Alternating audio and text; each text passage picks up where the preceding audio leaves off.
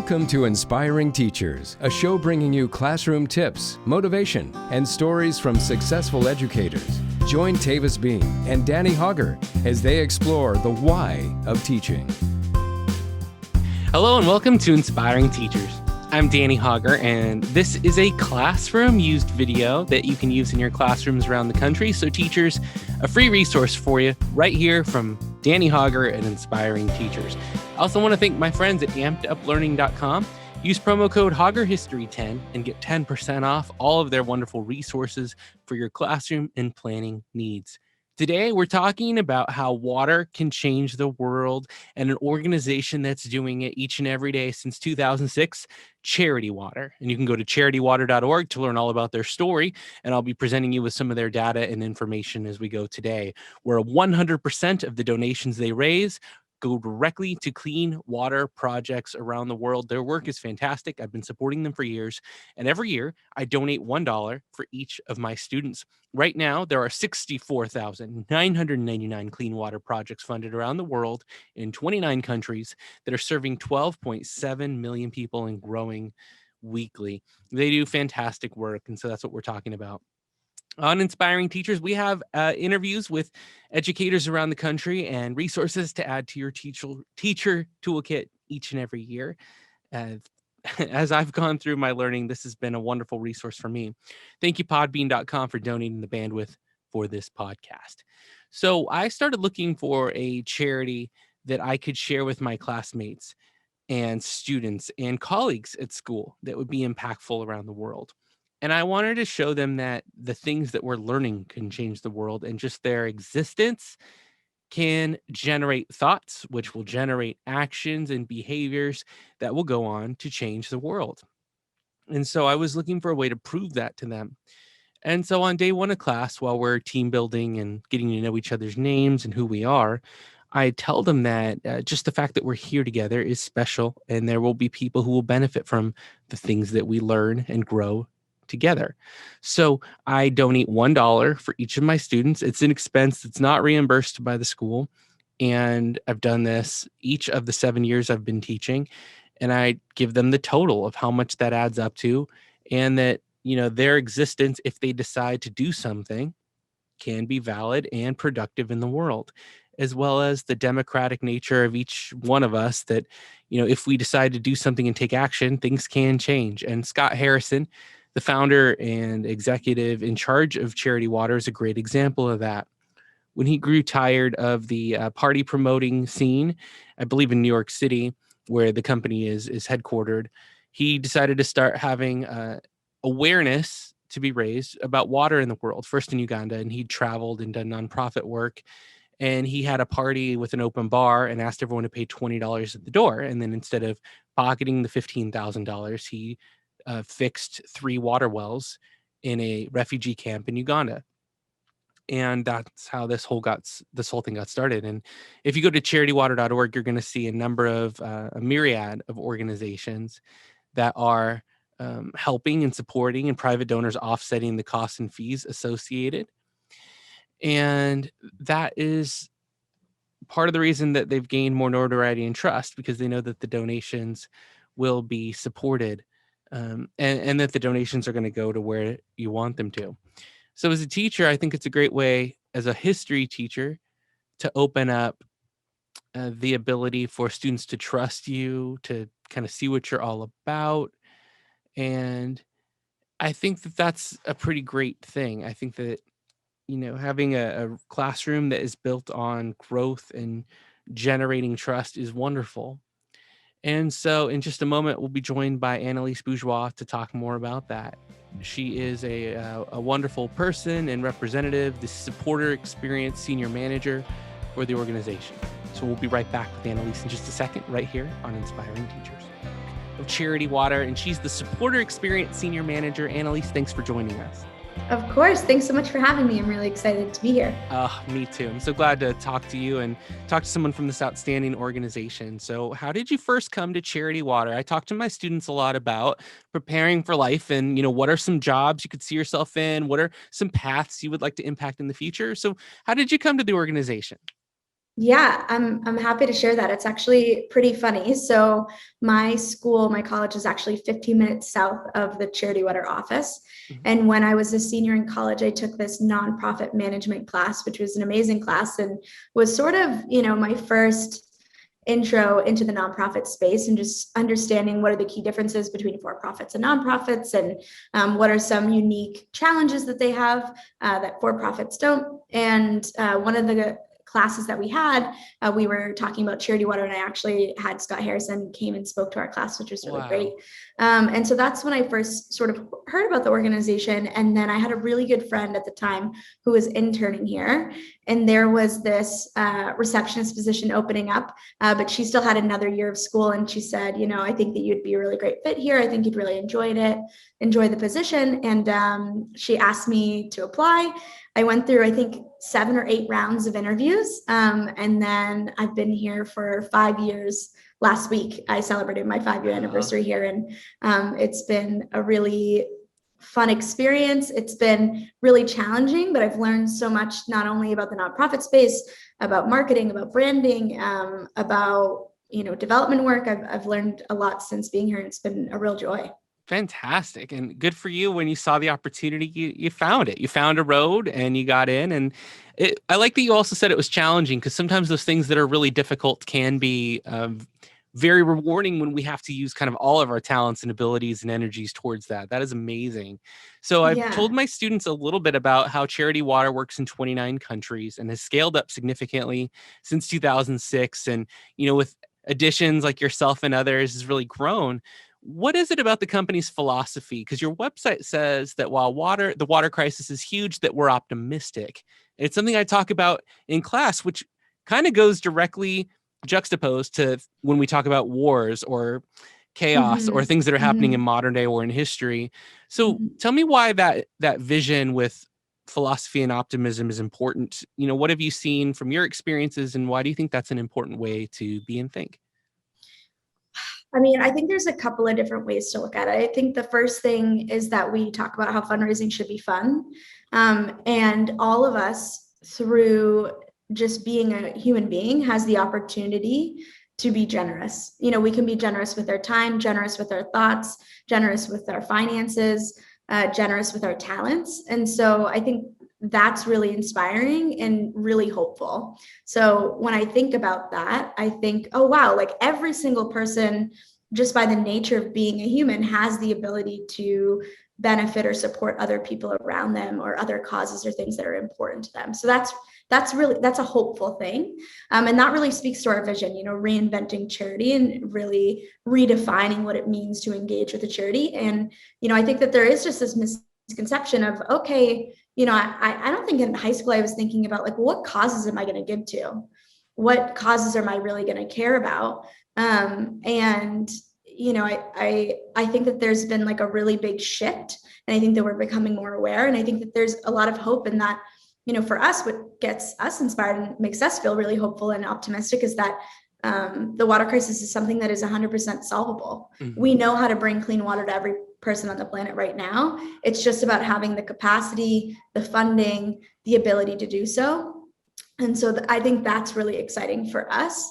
And I think people are more, excited about getting involved when they know that, they're not going to read emails that are meant to guilt them or make them feel bad about their circumstances. It's just about creating awareness and in telling inspiring stories. I got to actually go to the field in Cambodia when I want to say it was like my second year at Charity Water. I was able to go to Cambodia and really experience what I had been talking about for 2 years, what stories I was sharing. I got to see it firsthand. And the people that we meet are stunning, beautiful, smart, incredible individuals. And I think that it would be a disservice to them if we were to share about the community members in any other way. And I think that, we're not trying to pity, we never say, we talk a lot about just the language you use, we're never saying, oh, that poor old woman. We're saying Helen, Mulatani. We want to make sure that we're really making everyone feel really human in this process, and that, there is a lot of hope, and the people that we work with, our local partners, are amazing. the people who work at these local NGOs that help make this work possible are really, really smart. Something I always say when I have students or I bring them in for tours is these are the people that would be under the Forbes 40 under 40 list. These are the people, they're not getting this recognition. They're working 6 days out of 7 days of the week. They're innovators. They're thinking of, okay, we have this household solution of how to bring clean water to a household. How are we going to scale that to provide clean water to a school? And their team is thinking about, how do we innovate this process? How do we get community buy-in? And we work with just such excellent people that it's hard to not feel inspired just by all the amazing people that we get to interact with. That's pretty cool. I mean, the ripple effect, like no pun intended, of how that could really grow is amazing. And the awareness that you mentioned 2 or 3 times is huge. Same thing for anything we teach in the classroom, that if you don't know that something happened, you're definitely not going to think of a way to reconsider what could have happened or how to shape how we think about things like this in the future. So that is huge. And then with that awareness has come the impact. Like you said, we have the tools now and the technology to make this happen, just getting the will behind it and the funding that goes, which is awesome. And trying to explain to my students how 785 million people around the world still don't have access to clean water. If you put that in context of how that would affect a teenager in areas where clean water is not available, can you tell me more about what are some of the things that would become difficult and challenging and time consuming when that's not available?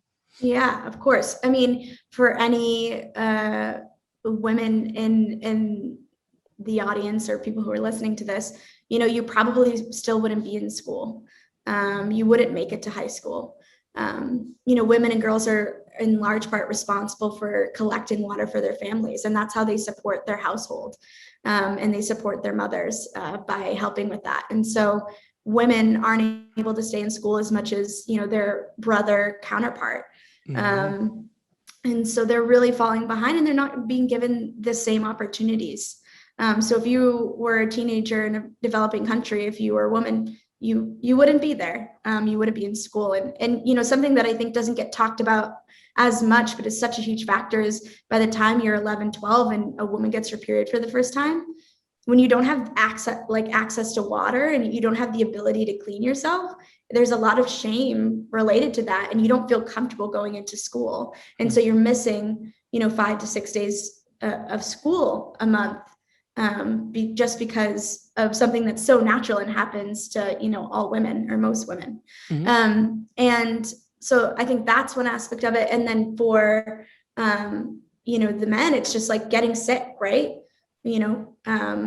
Kids in school, right now maybe there's a process for, can I go to the bathroom? Maybe you raise your hand, maybe you have a hall pass, bathroom pass. When kids want to go to the bathroom in most developing countries, they're going behind, in a nearby pond, or they're digging a hole and going to the bathroom. They don't have access water to be able to wash their hands. What was something that we were told so much in the past year? Wash your hands.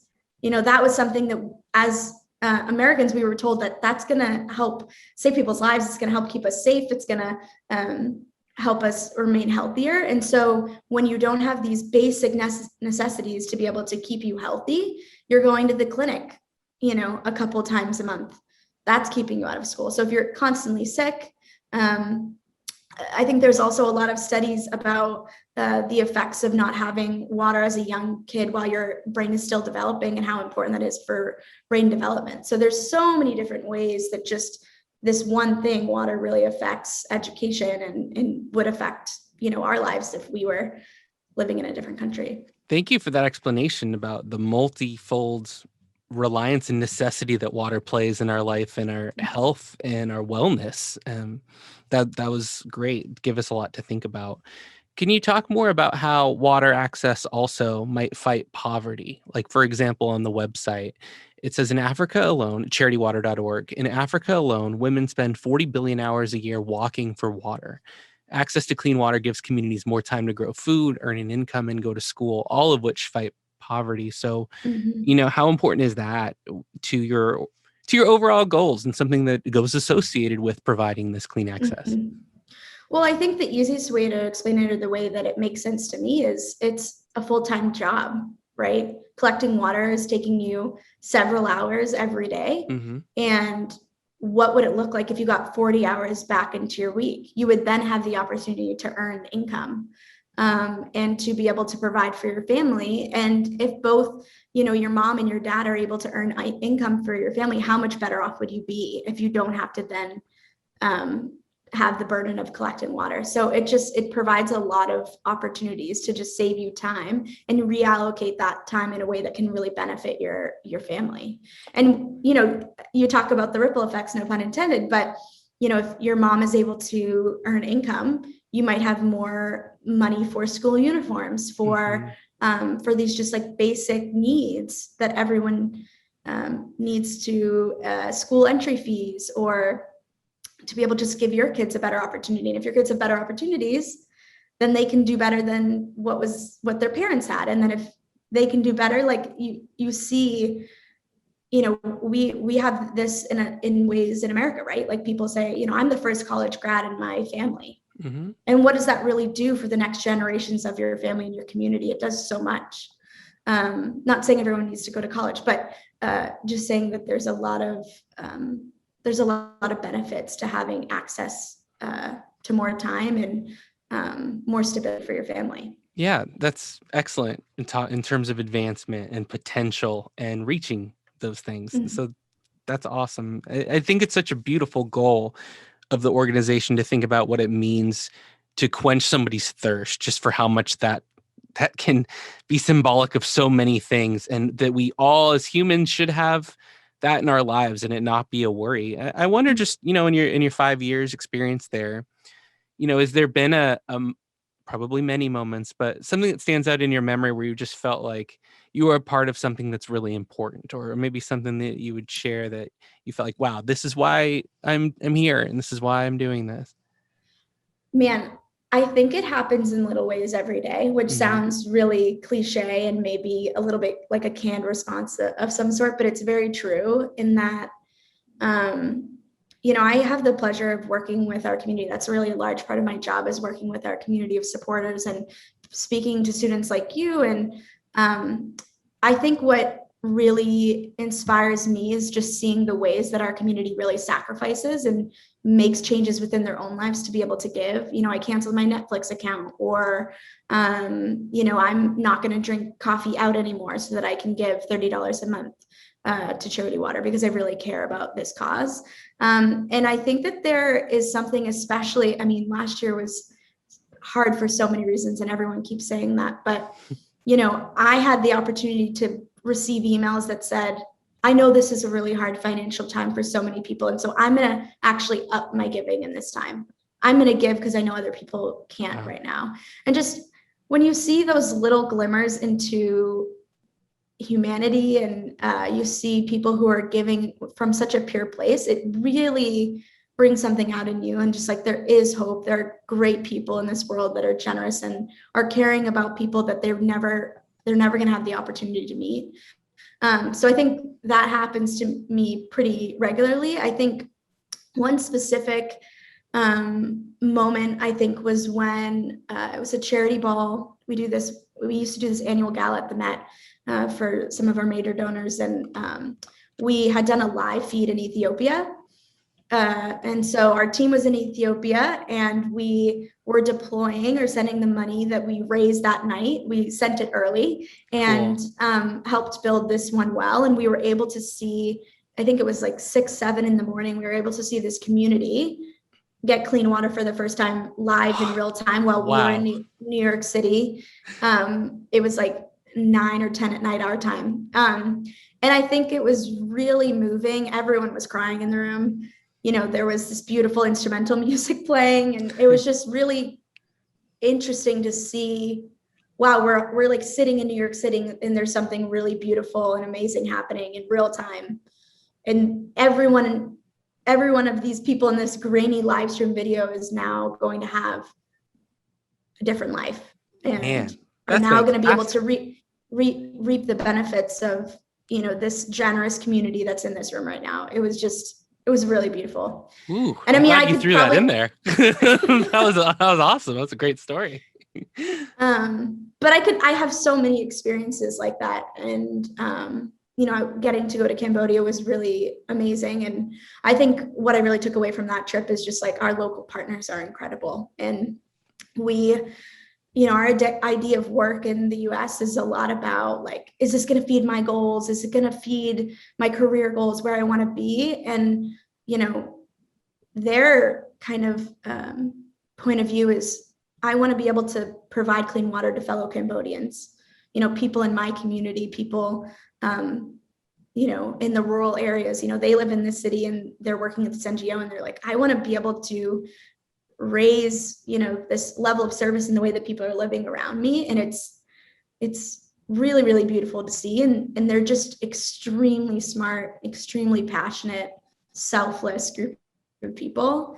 And it was really inspiring to just know that there's 4,000 other people like this that are working at the local organizations that we work with that are amazing, and they're never going to do a podcast. They're probably never going to be in some article somewhere, but that's not why they do their work. They don't do their work for public recognition. They do their work because they think it's really important to care for their community. So yeah, very, very cool. It's a good reminder that for us, it's a national thing or an international thing. For the people who are affected and working towards the goal, it's very local and very personal. Let's end on the personal note that we started at then. So Scott came to speak at your school and you inquired, and it created this path for you. So you have the chance now to speak to 200 students. And then every year when I show this, what's your, I know, no pressure. What's your message to students about, seeking out the opportunity in the way that you did? What would you say to the students and teachers who I mean, I would have to say my advice that I give to college students, high schoolers who, maybe want to work in the nonprofit space. I think it's not so much about what do I need to do to work in the nonprofit space, what books do I need to read, or what do I need to do? It's about like your attitude that you bring into your work.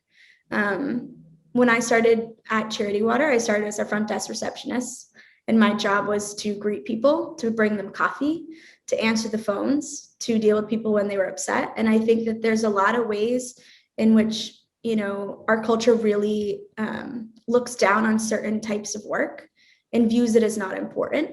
And, I now manage a team of 2 people, and I get to work on strategies and think of new initiatives that we can do. And I think I was only able to do that because I was willing to do whatever was needed to be in service to the organization. And I think that the best thing that any college student, recent grad, can do is say, I'm ready to do the work, whatever that looks like. And I'm going to do it with a positive attitude.